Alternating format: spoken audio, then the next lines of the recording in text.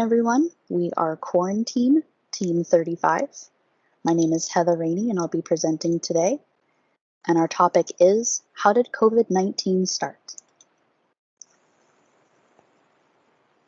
COVID-19 is a coronavirus, which there are 7 different coronaviruses known and cataloged.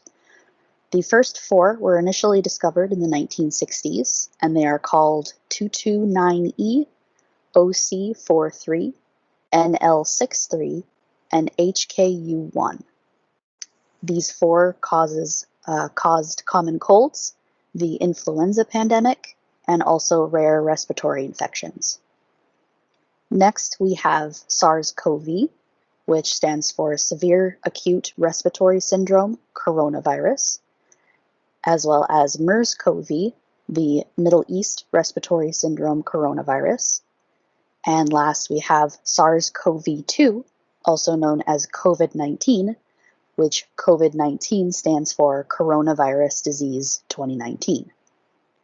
All 7 coronaviruses are zoonotic, which means that they develop in animals and evolve to infect humans. What do we know so far? Most research supports the idea that the coronavirus strain originated from wild animals in the Hunan market in Wuhan, in the Hubei province. Bats, snakes, and pangolins have been cited as the most likely potential carriers because of their sequence homology and the viral nucleic acids isolated from SARS-CoV-2 infected patients. Here are 2 quotes from the WHO to show how we know this. At this stage, it is not possible to determine precisely how humans in China were initially infected with SARS-CoV-2.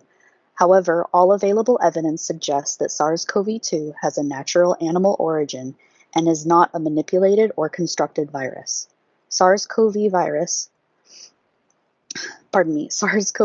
virus most probably has its ecological reservoir in bats.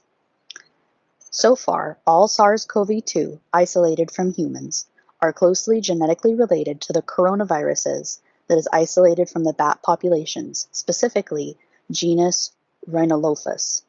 SARS-CoV, the cause of the SARS outbreak in 2003, is similarly related to coronaviruses isolated from bats, which suggests a shared ecological origin of bat populations.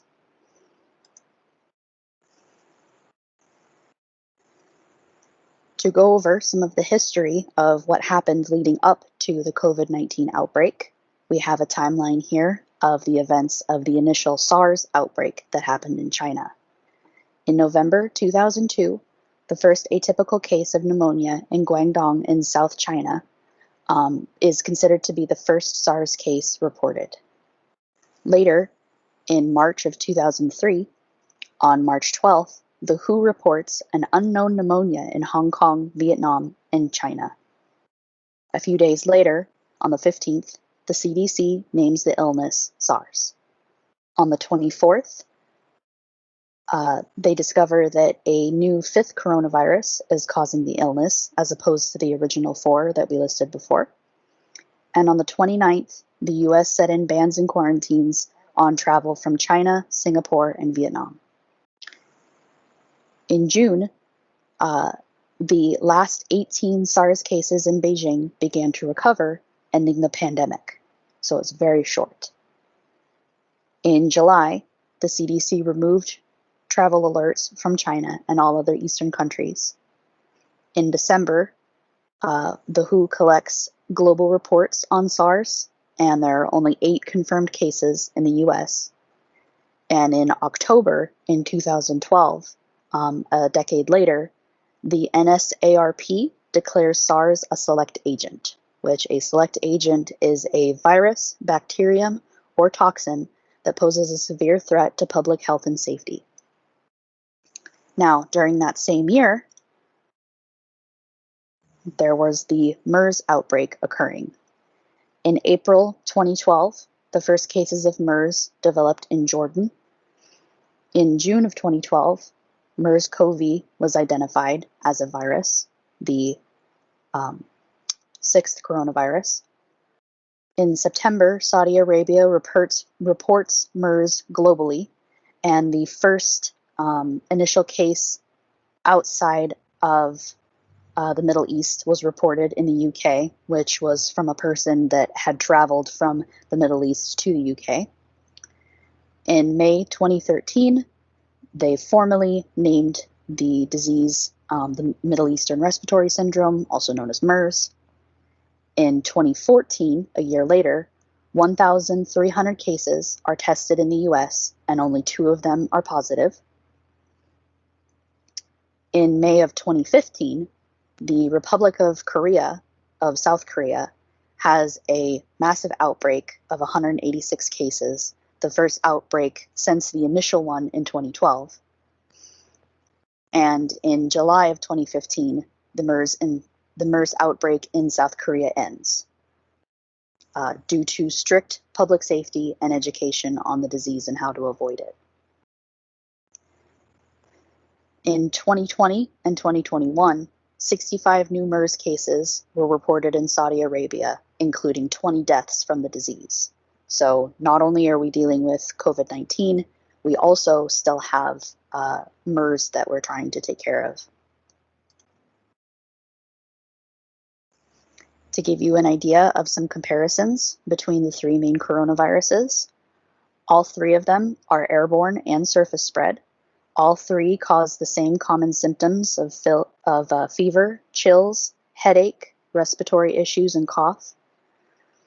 The incubation period is the same for most of them, 2 to 15 days, with SARS and COVID being up to 21 days of an incubation period.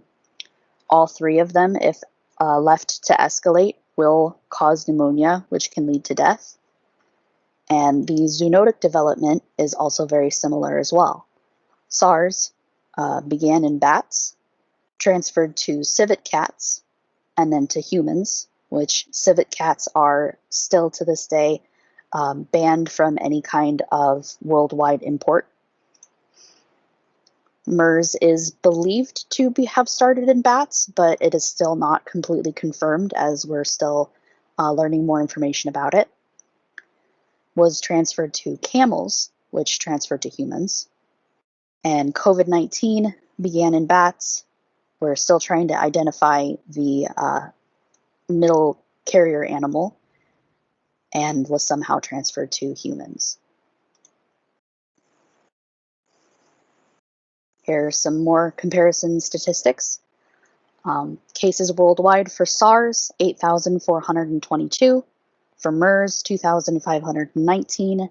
And for COVID-19, so far, 105 million. These are for worldwide. Deaths worldwide for SARS, 919. Worldwide for MERS, 866. And worldwide so far for COVID-19, 2.3 million. US cases, only 8 for SARS and only 2 for MERS, both of which recovered. There is no US deaths for SARS and MERS. But for COVID-19, we have 29.9 million cases in the US and approximately 463,570 deaths so far. The beginning of COVID-19.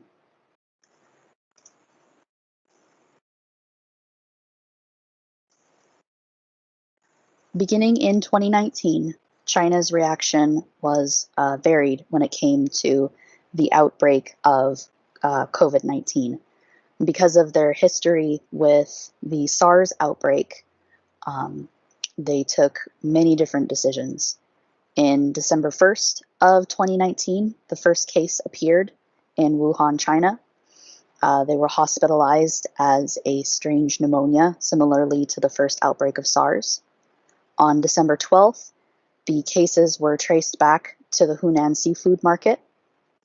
On the 24th, a lung sample from a case detected partial genetic sequence similar to the original SARS. And on the 26th, the similarity was confirmed, and the information of the similarity between this new virus and the original SARS was spread among doctors.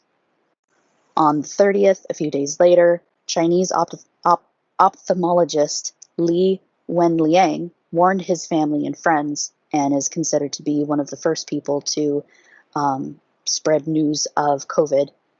And on the 31st, a day later, the WHO learns about the outbreak from social media and from ProMed.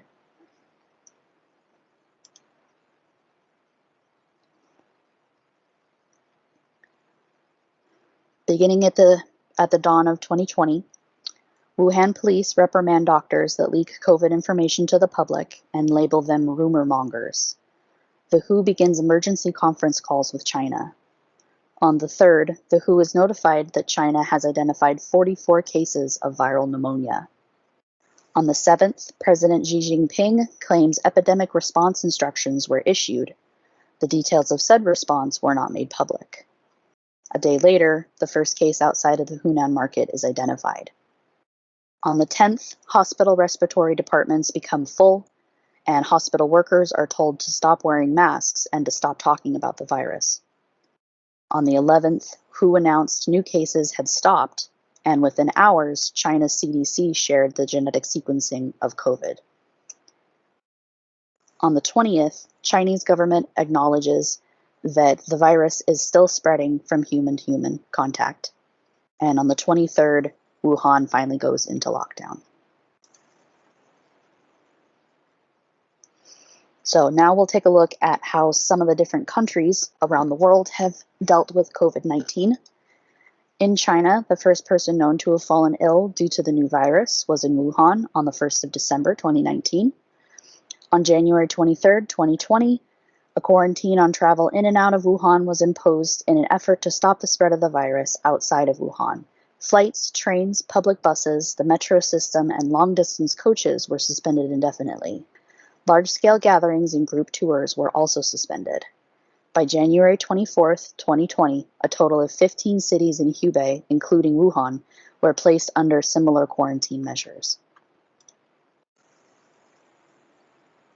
In France, the first COVID-19 case in Europe was confirmed in Bordeaux, and it was later discovered that a person near Paris had tested positive for the virus on December 27, 2019, after retesting old samples.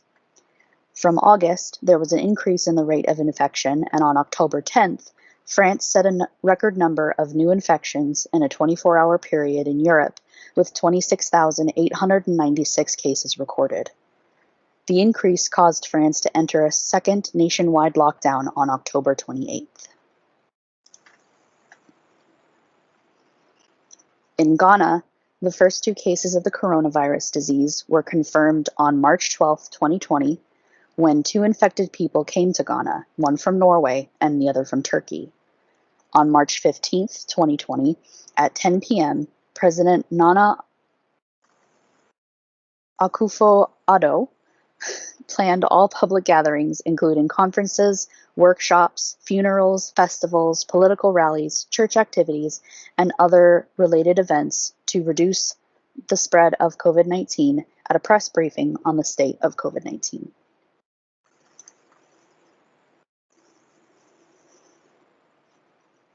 In New Zealand, on February 28th of 2020, the first COVID-19 case was reported. On March 14th, the government announces anyone entering New Zealand must self-isolate for 14 days, except those arriving from the Pacific.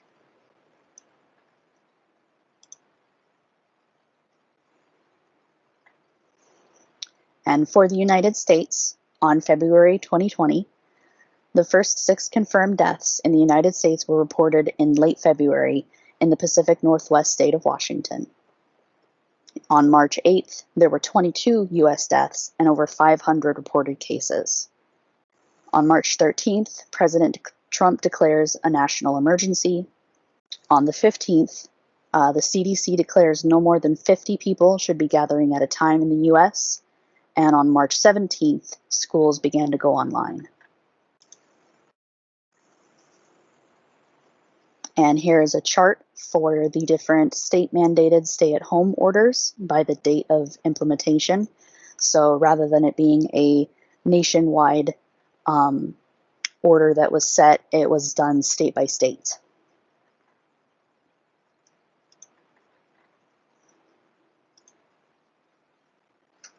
And that is the end of our presentation. Thank you so much for watching.